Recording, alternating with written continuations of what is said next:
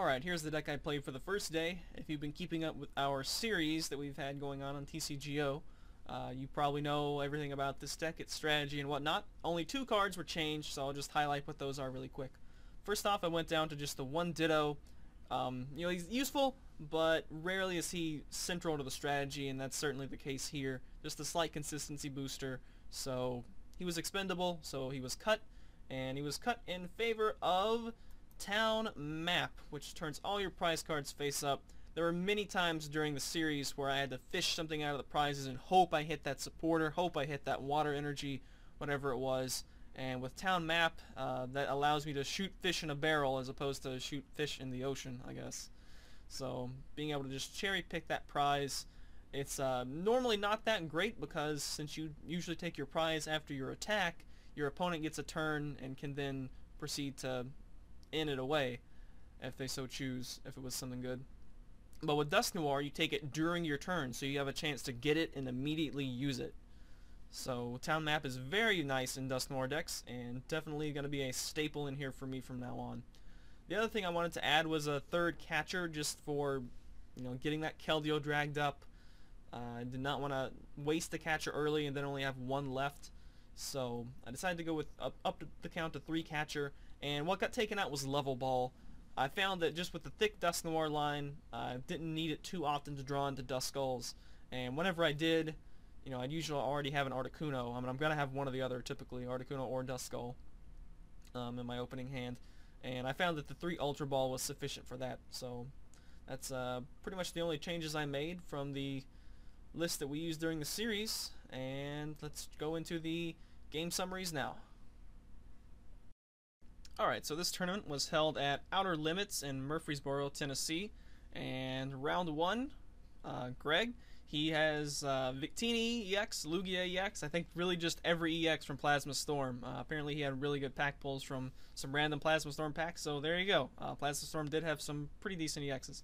So he leads off with Lugia, and has a Plasma Snorlax on the bench, and I've got a decent opening with Articuno active, Duskull on the bench, and Ditto. So his plan initially is just he's going to start buffing up Lugia. I have a semi-decent start. I think I have like a turn 3 Blizzard. But ultimately, I guess I get lasered at some point, take some damage from that, possibly able to clear it off. And he actually is able to knock out Articuno with just enough with a Laser Bank and Plasma Gale. However, I do die from the poison, so Overflow does not activate. I only give up 2 prizes for that. So try to build up something else as I push up Duskull active, and trying to get another Articuno ready to go, and that proceeds to get Plasma Galed again for 2 more prizes. So he's now the game is now at 6-2, and I'm already sweating that I'm gonna lose the first game. But N comes in, bails me out, ends him down to 2, and I've still got 6. And here we go. The comeback train is on the way. So he doesn't have enough energy on anything except Lugia, and I've been able to spread some damage around. So I get out Dusknoir, and I decide, you know what, we're going to use Dusknoir, go ahead and Sinister Hand and get his energy out of play. Most of the stuff he has in play is some pretty high energy intensive guys. I think he might have another Lugia, Snorlax, and Victini, which isn't really Victini EX, which isn't really an offensive threat. So I decided to go ahead and knock that out with Sinister Hand, and then I'm able to get another Frost Prison up with Articuno, catch out a Snorlax since it's got beefy enough hit points, and start getting some damage around. After 1 or 2 Frost Prisons, I look at the amount of damage on the field, and I see I've got about 170 at least. So I catch out a Victini EX, which had been used to put some energy on a Lugia, try to start building that up. And then with Dusknoir, put 170 onto a bench Lugia EX, and of course Victini's weak to water, so I Blizzard that, knock that out in 1 hit, and also knock out the Lugia with the bench damage to finish the game with a 4 prize turn. So there we go. I was down 2-6, but N bails me out. I think he also had some Cobalion EX, which is pretty good against Articuno, if that gets going on. But fortunately, I think he got those off prizes, and then I proceeded to end them away. So N bails me out of that game, and we make a comeback. So round 2 versus Roman, and he had a Plasma Haymaker deck. I think he wound up to get first in this as well. This I had a pretty hard lead. Well, once again, I had Articuno, Duskull, and Ditto, and he actually led off with Keldeo, but he was able to Plasma Ball out for a Thundurus, Floatstone retreat it, and start using Ride and Knuckle. Unfortunately, I don't know if I didn't have enough supporters, or I did, but then I didn't get anything.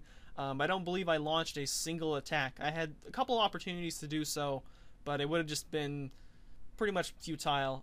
Attack for some damage, and then whatever had the energy would have gotten knocked out. I was on top deck mode at some point, just hoping, attaching to the bench Pokemon, hoping I can rip a Juniper, and then maybe get back into it, but never happened. So go down to 1-1, and round 3 versus Will, and I think he was actually a returning player. He actually had Pokeball in his deck, but I think he got third, so I guess whatever works, right?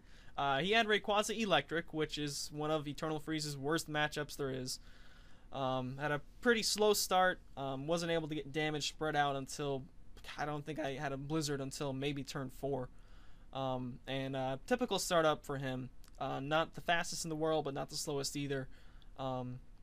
At some point, finally about 9 turns into the game, I have Frost Prison and catch up a Keldeo. So, that's typically what we like to do. He had played a couple of escape ropes by this point already, so I was hoping maybe he was out of those and, just had a couple escape ropes and maybe primarily relied on Keldeo.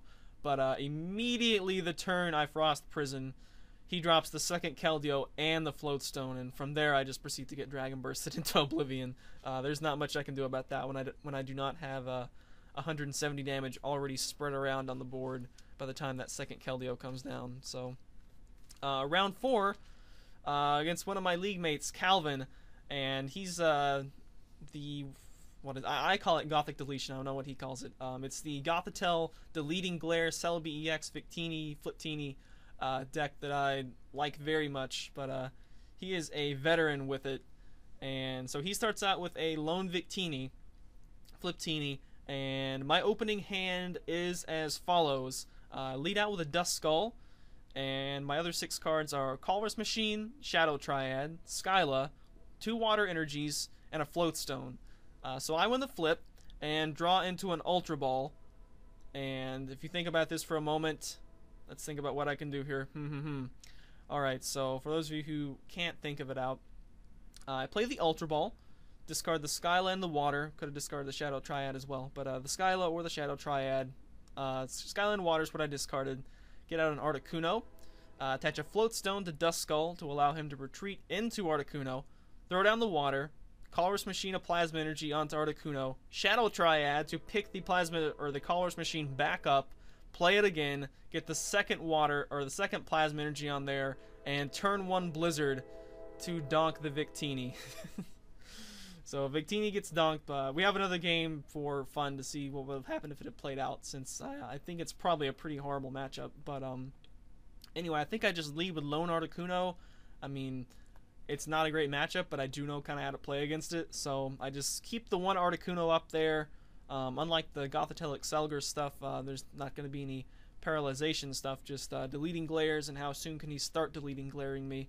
I believe he actually got maybe a turn 2, might have been a turn 3 Gothitelle, but I just kept drawing into energies, being able to replace, and doing at least Blizzard, sometimes Frost Prison, depending on what would spread more damage, and or keep him from attacking, and just kept stacking energy on Articuno, and yeah, once you get an Articuno with about 6 energy on there, deleting glares aren't going to be enough to prevent it from attacking. So I wound up to win the rematch as well. So that made me feel a little bit worse about donking him, but it was still pretty lame nonetheless. Round 5, Leslie, she had one of my favorite decks. Why didn't I play this? Durant Clang. Of course, Plasma Clang prevents damage from Pokemon EX, but of course it only prevents damage. Articuno also paralyzes, so that was sort of gonna have to be my game plan there, was try to get stuff paralyzed, maybe rack up some damage with laser, and hope that with that I can eventually wipe out the Clang. Just keep stuff active. It's only taking damage from laser. If I can get Verbank out, it'll take 60 per round from laser, which is just enough for Durant since it's got 70. And then I can pawn that off somewhere else. First turn, I Skyla. I actually grabbed Color's Machine impulsively, trying to go on the quick offensive before Plasma Clang comes down. In retrospect, I probably should have grabbed Verbank. However, Verbank, my single copy of Verbank ended up to be prized anyway, so I felt a little less bad about making that what I thought at the time was a misplay. But I was able to launch a few attacks, but I think Plasma Clang came down turn 2 or turn 3, something like that, and she was able to get off too many Devours, devoured away all my Hypnotoxic Lasers, all my Shadow Triads, and once those are gone, and once Plasma Clang's up, I pretty much have no hope, because obviously Durant's going to deck me out before I can deck it out. So I also had too many switches. Of course, I was able to paralyze with Frost Prison. I don't believe she had Crushing Hammers or anything like that, but too many of my lasers were gone. Once all of them were gone, that was pretty much the game right there. No amount of paralyzed stalling, especially when she's got switches, is going to be able to save me from that. So we actually had enough for 6 rounds at this Battle Road, which was awesome. And round 6 was against Hannah, and she had Darkrai Lasers. So she had kind of a slow start, however, and finally I get a decently average start, not excluding the donk, I guess. I get a Noir online, and thanks to Dusclops, one of the good things Stage 2s are there for are getting that second Stage 2 ready to go. Typically if they're going to target down something, they're going to target down the Stage 2 you already have, rather than the Stage 2 that can potentially be. So it just makes it a little bit easier to get out that second Blastoise, or in this case, second Dusknoir. And this ended up to be needed, as I believe the turn after I laid down Clops, she catchered and knocked out Dusknoir. Of course, he does have a dark weakness, so I think she knocked it out with Absol, probably. I know Absol did most of the work. But anyways, since it is, of course, Darkrai Lasers, we had residual damage going on.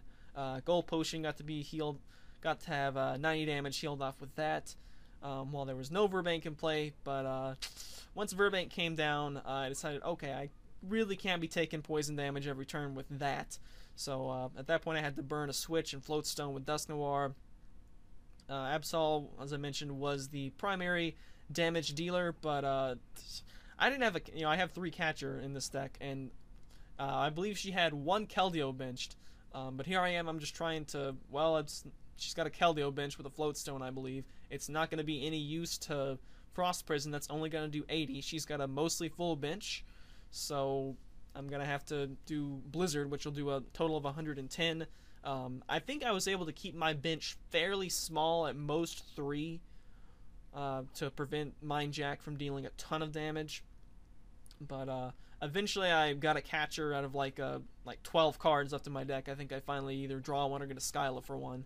Yeah, that's another thing too. Like I could get a Skyla. Like, what's up with that? So out of my, I think, 12 card deck that I have left near the end of the game, there's still 3 catchers left in there somehow.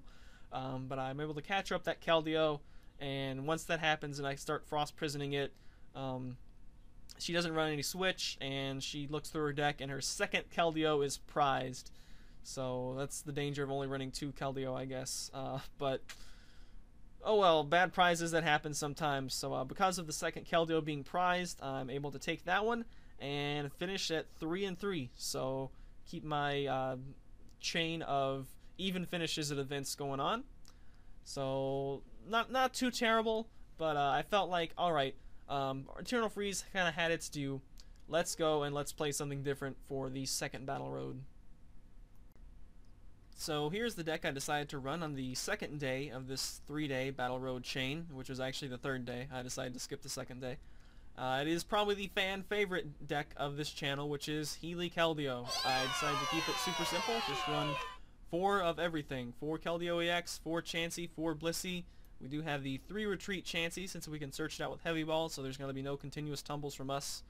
And really the big thing I had to struggle with this deck was which variant do I run. This is a deck that doesn't have any energy acceleration properly, so one of the things I thought of was we could run Ether Decks, or we could run double colorless. Ether Decks is a little bit shakier, but it allows us to get those 3 water Sacred Swords for 110. Secret Sword, sorry. But with DCE, it's a little bit easier to use, but Secret Sword only does 70 if we've got 1 water and the DCE. but it does allow for a more consistent turn 2 as well. So another thing that DC allows is it is very convenient for Blissey to double edge. So there was that on my mind as well for a potential Kling Klang matchup where, you know, or quad Sigilyph, something crazy like that, where Keldeo is rendered ineffective. And the deciding factor for this was actually I was looking through my collection and found I only had 2 Ether, so I probably could have borrowed some, but I decided, that's just a sign. I'm just going to go with the DC version. Certainly not going to run an Ether Dex build with only 2 Ether. So DC was the way I decided to go, and I guess it wound up okay. But anyway, moving on to the trainer selection, since this deck has been through several iterations, we'll highlight exactly what's in here in the trainers. So of course Gold Potion will forever be the ace spec of this deck, at least until they make like a Platinum Potion that heals 110.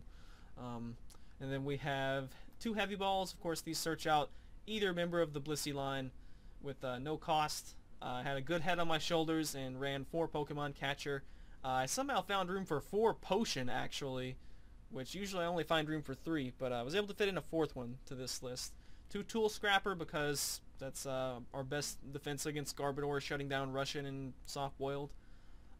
3 Ultra Ball. This is what we mainly use for getting out additional Keldeo, and we can also use it of course to get out anything in the deck, so very useful card there. We want to run 4 Eviolite because every Keldeo that comes down I really wanted to have an Eviolite. Sometimes they also get scrappered and I need to replace them, so that's why we got to run 4 of those. And also a card that keeps getting knocked out and we need to replace it, Pokemon Center.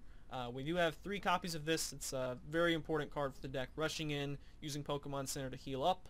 You know, guaranteed 20 every turn, even if Soft Boiled start to fail. So very, very important card for this deck. I would definitely stick with 3. So let's move into the supporter line. Now this is one of the jankiest supporter lines I have ever ran at a tournament, but I think there's a total of what, maybe 11 here. There's 7 plus 5, so, or no, 7 plus 5. Okay, 12. But at least we made most of them count. We do have 4 Juniper, which is the most powerful supporter, draw supporter in the format, of course. We have 3 Skylas. I don't think I would want to run 4, and 2 just seemed to be a little bit too few. So I felt like 3 was a good number there. One of the interesting choices was only 2 In. In is of course kind of too good a supporter to not at least run a few copies of, but I didn't want to run 3 or 4 just because one of the philosophies of Healy Keldeo is to deny the opponent prizes, and I don't want to be inning people into 6-card hands and bailing them out. So just 2 In is what I decided to go with, since we don't really intend to give up any prizes.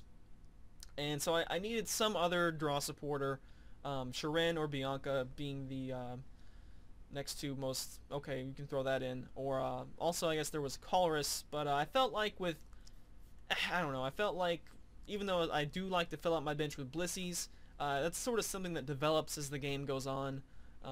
And you just always hate to have Colress in that opening hand, so I decided Colress is a nyeh for this deck. I decided to go with just 2 Bianca since I tend to burn down my hand more than I do try to build it up. And I don't actually have this on here, but I'll pop it up anyway. So for the 60th card in the deck, I was struggling mightily with this. So I sent a list to my Diamond Brother Cayman and asked his suggestions, and he suggests another supporter. But I'm sort of really stuck with my supporter line. I don't want to run more than 2 In. I can't run 5 Juniper. I don't want to run 4 Skyla. And I don't really want to run 3 Bianca when multi-Bianca hands could just make each of them useless. And I also did not want to run Shiren, nor did I really want to run Colress. So that means that we dialed it back to the joke meter, and Hooligans, Jim, and Cass became the supporter I decided to add in for the 60th card. I figured I don't expect this deck to do very well, so if I'm going to bomb out at a tournament, let's at least also cross off the I played Hooligans, Jim, and Cass in a premier event off the list. So Hooligans, Jim, and Cass became the 60th card. And that sums up the list. Let's go into the match summaries for this. Alright, so here begins the account of Healy Keldeo's Battle Road. This was held at Outer Limits Comics in Franklin, Tennessee, and this was on Memorial Day. So between that and I knew it was going to be a smaller venue, having walked in there before. So I expected attendance to be a little bit lower, and it was, but we still had enough for 5 rounds, so not not a terribly atypical Battle Road turnout, I suppose. So round one, we play Sabrina, and she flips over a Landorus as her opening active, and so I'm thinking it's going to be big basics. But anyway, I mulliganed twice and had a decent hand when I finally did get a Keldeo start. And unfortunately, she went first and ended me into a considerably worse hand. It wasn't the worst in the world. I did have a Bianca, but what did make it bad was that she was able to get down a Float Stone on Landorus, retreat into Tornadus EX, and Laser Bank for the blow through turn 1, 90 damage. Ouch. Making me really glad that I don't run any Pokemon in this deck that have under 100 hit points. So with my opening hand, I am able to attach a water, play 2 potions, drop an Eviolite and Pokemon Center to get rid of that Verbank, and reduce myself to only having 30 damage, taking 10 per turn from poison. I Bianca for 5, which, you know, sounds pretty good, except I draw like 3 water and 2 Eviolite or some other useless cards. So the main thing I was hoping for was a second Keldeo to maybe push up, clear the poison, you know, just buy some time so I can build up one Keldeo, while maybe the energy-less one takes the hits and maybe eventually goes down, but that's fine. Unfortunately, no such luck. The Eviolite does save me from being turn 2 with Power Blast somehow, I believe. But I top deck an Ultra Ball, get out of the Keldeo, rush in with it, attach to it, and kind of as expected, she catches up the benched Keldeo, gets a knockout on that.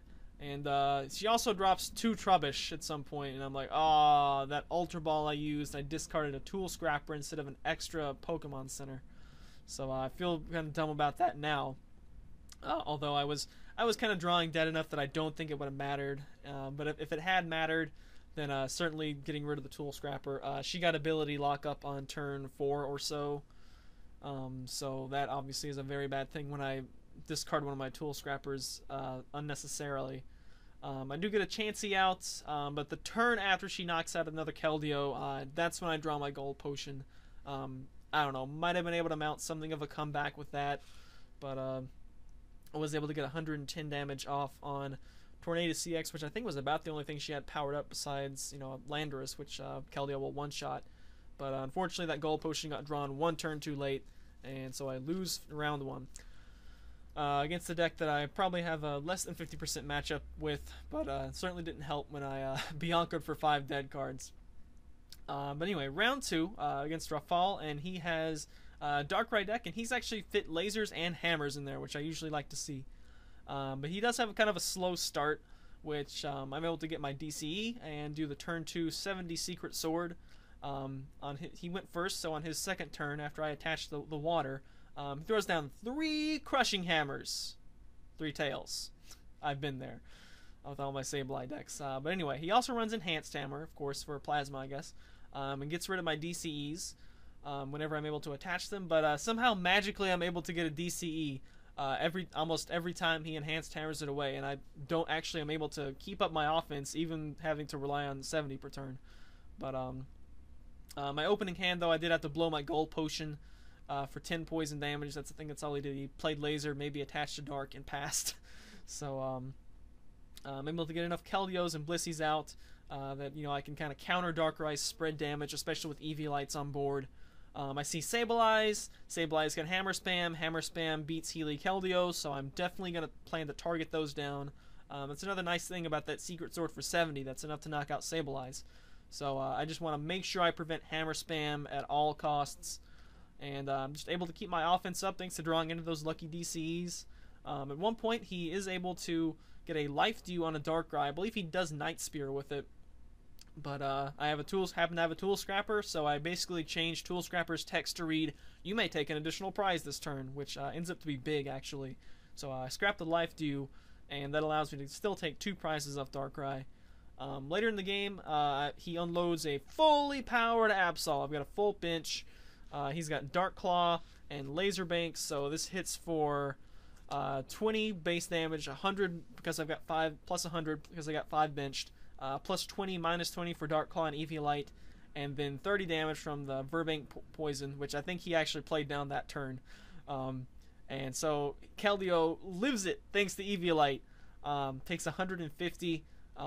At this point, I think I've got maybe 2 water, or I've either got a DC and 2 water, something like that. But I gotta commit. I'd like to start powering up another one, I believe, another Keldeo, but I've got to commit this 3rd water to it. Allow Keldeo to hit for 110, knock out this Absol in 1 hit. That's the only energy he has. Blissey's able to heal me up enough to where even like a Dark Claw, Confused Ray plus Laser Bank, I'm get up to at least above 70. So I got to make sure to knock out that Absol. I do. He doesn't have any other attackers that are powered up, and I've got a catcher for Sableye in the next turn to win on prizes. So Darkrai is one of the few kind of positive matchups this deck has, but I am able to win out there. And so round 3 pairings go up, and as soon as I see his name, I'm pretty sure I know who it is. It's the Murfreesboro League leader, actually, Randall. And I happened to notice earlier that he was running Durant Clang. Yeah, Plasma Clang is kind of the one deck that I just have to accept an auto loss to. So when I sit down, I tell him, "Hey, you ready for an auto win?" But he doesn't buy the there's ever such a thing as an auto win, which I guess I don't really either. You could always just draw the deadest hand in the world and just lose that way. But anyway, so I get to go first for the first time all day. I guess it's just the 3rd round. So anyway, I go first. Put down water. I'm gonna Juniper, so I go ahead and put the Eviolite. I know one thing I usually try to do is keep as many cards in my hand to allow myself to refill within. But you know, I am able to get out a DCE Secret Sword on turn 2 before Kling Klang comes down. I think Kling Klang doesn't actually come out until around like turn 4, maybe turn 3. So I am able to knock out 2 Durants. I think I actually catch or KO a Clink at some point, just trying to prevent that Kling Klang from coming down. But he does get it down eventually, and at that point, Keldeo no longer useful on offense. It's got to be Blissey from there on out. So, yeah. So, everyone's favorite cruel mistress, Bianca. You know, I don't want to put down additional bench Pokemon because that's kind of catcher targets and stuff. But, you know, she says, "Oh, don't you want to draw 3 more cards?" I'm like, "Yeah, I do want to draw 3 more cards." So I throw down 2 extra Keldeos and a Chansey. I don't mind the Chansey, but I really didn't want to put down the other Keldeos, just for whatever reason. But anyway, I'm able to draw some extra cards off that, and soon Blissey is powered up and starts using Double Edge for 90, which, you know, does knock out Durants in 1 hit. So he misses quite a few turns of Devour, actually, just by not hitting the Metal Energy off whatever supporter he plays. It seems like almost every time I take a prize, my prize is a DCE, which allows me to retreat out of a catcher stall and a Keldeo. And yeah, he ends me quite a bit, but at least that gets the DCE out of the prizes back into my deck and or hand. And you know, as the great MTG Xerxes once said, Blissey wins games. And between Double Edge for 90 and being able to heal it off with the self damage off with Soft Boiled, and just him missing enough turns of Devour, and me every time I get end, I think I draw, except for 1 or 2 turns I might have missed Double Edge, I'm able to retreat my Keldeos back into Blissey. And Blissey actually takes 4 prizes against Durant Clang. And I still got like 20 cards left in the deck too. So, wow. That is a match I expect to lose probably 95 times out of 100. But I'm able to win at that time. So, feeling pretty happy about that already. I'm now at 2-1. And with that, I've actually secured that I'm at least going to keep my, you know, even record ±1 online. So round 4, I play another league mate in the form of Don. And he's playing Darkrai today. He played Rayquaza, yes, Quadza, at the previous tournament. But I go first, and once again I have DCE, and I'm able to Secret Sword for 70 on turn 2. And this is just kind of one of those games where he gets no supporters, no extra basics, turn 3 Night Spear, and that's all. That's kind of all she wrote. No other basics, so it just goes down to 3 Secret Swords. Kind of uneventful, kind of lame, but that moves me up to 3-1. So now, what? Healy Keldeo is gonna have a winning record, so I'm already quite pleased that I'm gonna be able to say Healy Keldeo did have a winning record. But let's go into round 5 now, and this was easily the best game of the day. No question about it by far. So this was against Jim, and he had the toted best deck in the format, Plasma Haymaker. So, however, he opens up with Snorlax active and a bench Deoxys, which I kind of found interesting. Made me think that he's got the stuff to start going on the offensive with Snorlax, since normally I think you would want to, have the Deoxys active, because that's what you want to attach a Float Stone to for later in the game, especially if you don't have Keldeo. But anyway, he goes first, throws down DCE on Snorlax, uses Colress Machine, and so he's got 3 energy on the Snorlax to threaten a turn 2 Team Pact. And he uses Getsis, which gets rid of my Eviolite and Gold Potion. But guess what else I've got in my opening hand? Hooligans, Jim and Cass. It is there in my opening hand. I have not played it all day, and I decide, you know what? I don't care. I'm playing Hooligans, Jim and Cass in the first turn, so at least I can say I did indeed play it. So I actually top decked Skyla on my coming into my first turn, and if I was being more serious, I would probably Skyla for a supporter, maybe a Juniper, something like that. But you know what? I have not played this Hooligans, Jim and Cass all day. And he actually has a 3-card hand even after that gets us to draw 2. So I said, you know what? Let's take a walk on the wild side. Throw it down. Hooligans, Jim and Cass. And I hit heads and eradicate his entire hand. So now he's just got a Snorlax with 3 energy attached and a 0-card hand, the bench Deoxys. That's it. So I kind of do a little victorious air punch, which you might say is unsportsmanlike, but I just played Hooligans, Jim and Cass. I don't think Hooligans are supposed to be sportsmen.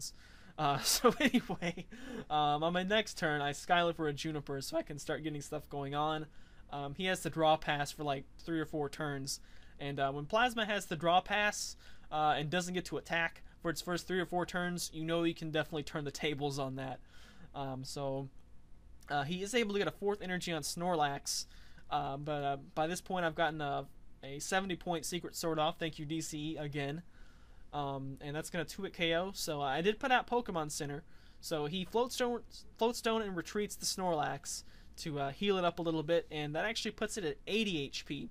So he just pushes up the Deoxys, I think. And on my next turn, I got a decision to make. I've got a 1 water and the double colorless. I decide, you know what? Team Pact is one of the attacks in Plasma that can knock out Keldeo in 1 hit, so it's going to be the most dangerous thing on his side. I decide to go ahead and capture that up, throw down another water so I can hit it for 90, and go ahead and take that prize, take that energy off the board, remove the threat of a Team Pact, especially since Plasma typically does not play things like Super Rod or Revive, and rarely it might play Shadow Triad, but typically definitely does not play more than 1 Snorlax. So, yeah, so I get that prize there, get the first prize, but he's got a Thunderous in play at this point, so he pushes that up. Ride Knuckle, I don't care too much about the damage. I do have an Eviolite. He does, however, get down, I believe, 3 Deoxys, so it is still hitting for 40 damage. But I've got some Blissies at this point, at least 2, so I'm able to just really shrug off the Ride Knuckle damage. I got some Keldeos, Pokemon Centers going on, so I'm able to heal off all the Ride Knuckle damage every turn. So all it's doing is just attaching the energy. He actually chooses to focus on Deoxys for his offense for this game, which isn't terrible, but he does have some Curums, so I'm very thankful that he does not use the Curums instead, since I definitely fear those more. But at any rate, I've got my healing going on. Unfortunately, this first Keldeo's got 2 water and the DCE, so it's kind of got like 1 more energy that it needs to be only hitting for 90. So that's going to make Spiral Force deal 150. Deoxys, of course, does not power himself up. Minus 20 for Eviolite, so he is hitting me for 130. And I'm able to heal up most of that with potions and soft boileds and center. I believe I get it down to just having 10 damage. However, at some point I decide, I'm taking a little bit too much damage here. So I rush in with Bear Keldeo, just nothing attached to it at all, and try to just take 30 damage from Spiral Force, give myself another turn to Pokemon Center and soft boiled away the damage on this Keldeo. But unfortunately, I don't attack that turn, and he's got the catcher, and I think he's even got the Hypnotoxic Verbank to be able to knock out the Keldeo. So that wound up to be really bad. I missed the turn of attack, and I still gave up the 2 prizes and the energy on board for that. So now I'm scrambling a little bit. At some point he's able to get another KO. He does rotate his Deoxys around with float stones, or even just manually retreating them. I think at one point I believe he Colress Machined twice onto a Deoxys, max potioned it, and then proceeded to retreat it or something like that. Which at the time I thought was odd, because I don't know why you wouldn't retreat it, discard the energies, and then max potion. But I don't know, I think he may have played a supporter, so he didn't have it in that order. That would have been convenient. So anyway, he gets another KO, goes down to 2 prizes. He's got 2 Kyurem on the field, but never attaches an energy to him at all, I don't believe.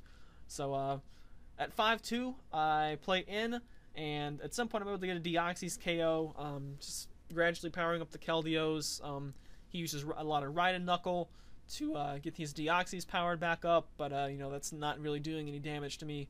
I've certainly have enough healing to heal off the damage from Ride and Knuckle. But so it comes down to let's see, I got my last catcher. I checked my discard pile. This is my 4th and final catcher. Deoxys is still kind of barreling down on me. I've got damage, and I play some soft boileds and miss, I believe, both of them, maybe even all 3. I don't have enough hit points, I believe, to survive another Spiral Force, especially if he gets out Laser as well, much less Laser Bank. So I decide, you know what, I gotta catcher up this benched Kyurem. It's got no energy on it. I'd like to use the catchers for an offensive knockout, but I just bring up this Kyurem and hope it stays active. And I get lucky, and it does. Sometimes catcher stalling does work. He didn't have a Floatstone Keldeo or anything like that. I think he'd been through a lot of resources at this point. He only had maybe like, I don't know, maybe 15 cards or so left in his deck. So I was hoping that most of his switches, Floatstones, DCEs, all that stuff were already gone. But what he does have is Hypnotoxic Laser, and everyone's favorite bit of hacks, the sleep flip on Hypnotoxic Laser, putting me to sleep, and I stay asleep. Oh, I miss a turn of attacking. I'm able to get fully healed thanks to Blissey, you know, get buying that extra turn with the catcher stall. But comes around, he has to draw and pass. Comes around to my next turn, I'm still asleep on my next turn after that one Hypnotoxic Laser. So I have to kind of pass again. I still flip tails. He gets another turn. He has to fortunately draw pass as well. I finally wake up going into my 3rd turn, so I don't quite miss 3 turns off the Hypnotoxic sleep. That would have been horrible, you know, especially since Healy Keldeo is typically a deck that I don't really care too much about Hypnotoxic Laser. I've got bajillions of Keldeos that I'm rushing in everywhere. So it was almost humiliating to have 3 Keldeos in the discard pile, since I had discarded one earlier with a Juniper or something, thinking I wouldn't need the 4th one, but I guess I kind of needed it for rush-in, eh? I believe also I was trying to get out a 3rd Blissey, but I think that one was prized. So anyway, so now I got a decision to make with this Kyurem. It's still stuck active. I've got a 4th water energy in my hand. My active Keldeo that's been asleep for 2 turns has 3 water, so I can either get a 2-hit KO, or I can drop the 4th water to take the 1-hit KO for the 130 on the Kyurem. But if I do drop that 4th water, I push Spiral Force back up to dealing 30 more damage, and I don't want that long term. It's just going to be easier if I'm taking 30 less damage each round, especially with only having the 2 Blissies. I can't even use the rush-in stuff anymore with Pokemon Center. I believe I'm probably out of potions. I think I had the Juniper Away Gold potion on the 1st turn. So I decided I need to be taking as little damage as possible, just trying to survive any way I can. So this ends up to be a okay play. He does attach, I believe, an energy. I believe time gets called on this turn. So he attaches a blend energy, I think, to this Kyurem, trying to retreat it next turn. But I am able to knock it out, which ties us up on prizes 2-2. And it's going into his turn 2. He pushes up on his other Kyurem, which is interesting to me. You know, I would think he would push up maybe Thunderous Now, granted, Thundurus did have some damage on it, but at least that would be able to retreat after he saw what he drew. Or maybe even, I think he even had a fresh Deoxys that could have tanked the hit. But he actually throws down Colress. I don't know if this was intentional or not, but he shuffles in and actually draws. He's got exactly 8 cards left to draw once he plays Colress. So he actually decks himself out, which is, I don't know if that was intentional or not. But and he actually leaves the fresh Kyurem up. So I draw, I got the 4th water, I just attach, knock out the Kyurem, go ahead 1-2, and I'm turn 3 of time, so I win by virtue of being ahead on prizes. If for some reason he had pushed up the Deoxys because he did that play with the Colress, the game would have continued on into his turn, and he would have lost for not having a card to draw. So again, I don't know if the Colress was basically a way of saying I concede, or if he didn't count the cards in his deck and was trying to draw something, I don't know, just trying to fish for something to maybe take a prize. But at any rate, there we go. I was able to take down Plasma. That was the only game I think I had that went to time out of all 11 games, and I only played Plasma twice. But there we go. Healy Keldeo winds up at 4-1. Now, unfortunately, I think everyone in the top 7 or so wound up 4-1. So I ended up getting 5th place. Just missed out on championship points. Not that that matters. And as well as 2 packs. And, of course, missed out on those wonderful victory cups. I think that was 5th place out of roughly 25, 24 people there. My league mate Calvin, who I donked in round 4 of the Murfreesboro Battle Road, he actually was able to get 2nd with his Deleting Glare Gothitelle deck, so I was quite proud for him. And I think he actually pulled like 3 ultra rares, a Latias, Rock Guard, and something else out of his 4 packs. So congratulations to him. And yeah, I was quite pleased with Healy Keldeo. Was able to go 4-1 when I was expecting to go maybe like 1-4. So Hooligans Gym and Cast, that 60th card, coming through and being the clutch card to put Plasma in its place with just 0 card hand on it going into its 2nd turn. And yeah, so Healy Keldeo definitely got its day, and I think we're gonna let it go out with that happiness of being 4-1, which even 1st place was 4-1, I believe. So tied the record of the 1st place. So it got 1st place in my heart, and maybe it got 1st place in yours. But that concludes the tale of Healy Keldeo and its experience at its first and probably only ever premiere event, at least being played by me. So yeah, that'll wrap it up for this video for our Battle Road recaps. And I don't know, we might go to some more, maybe yes, maybe no, but yep, hope you guys enjoyed the talking time and match summaries. I'll see you for more Eternal Freeze stuff and other TCGO stuff later days.